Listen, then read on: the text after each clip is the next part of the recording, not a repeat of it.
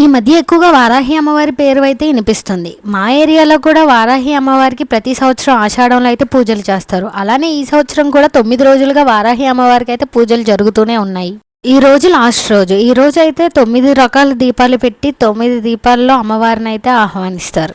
అమ్మవారిని నీట్గా అలంకరించిన తర్వాత దీపారాధనలు అయితే చేసి కుంకుమ పూజ అయితే జరిగింది. పూజ చేసుకున్న వాళ్ళు అమ్మవారికి సారి తీసుకొస్తారు. అలానే అమ్మవారికి అయితే ఒడిబియ్యం అయితే కడుతున్నారు. దీన్ని అయితే తర్వాత రోజు తీసి దీంతో పొంగల్ అయితే చేస్తారు. అమ్మవారి కోసం చీరలు, గాజులు, స్వీట్స్ ఇలా ఒక్కటి కాదు చాలా రకాల సారే అయితే తీసుకొచ్చారు. ఇవన్నీ అమ్మవారి ముందు అయితే నీట్గా అయితే సర్దేశారు.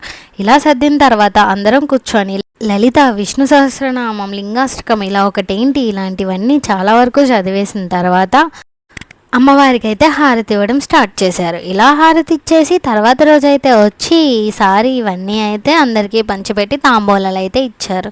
ఇంత బాగా జరుగుతుందని అస్సలు ఎక్స్పెక్ట్ చేయలేదు. అనుకున్న దానికన్నా జనాలు అయితే చాలా ఎక్కువ మంది వచ్చారు. ఆ సారే కాకుండా అమ్మవారిని చూడడానికి వచ్చిన వాళ్ళందరూ ఎవరికి తోచినంత వాళ్ళు ప్రసాదం కూడా చేసుకొని తీసుకొచ్చారు. జరిగిన 8 రోజులు ఒకలా ఉంటే 9వ రోజు అయితే వేరేలా ఉంది. ఇంత బాగా జరిగింది ఈ పూజ అయితే స్పెషల్గా ఎవరో ఒకరు అనుకుని చేసే పూజ. ఇంకా రేపు ఆదివారం అయితే అమ్మవారికి శాకాహార అవతారం అయితే వేస్తున్నారు. రాముల వారి గుడి నుంచి అమ్మవారి కోసం అయితే సారీ తీసుకొని వస్తారు. రేపటి వీడియోతో మళ్ళీ కలుస్తా. అప్పటి వరకు అయితే ఛానల్ని సబ్స్క్రైబ్ చేసుకోండి అండ్ ఇన్స్టాగ్రామ్ని అయితే ఫాలో అయిపోండి.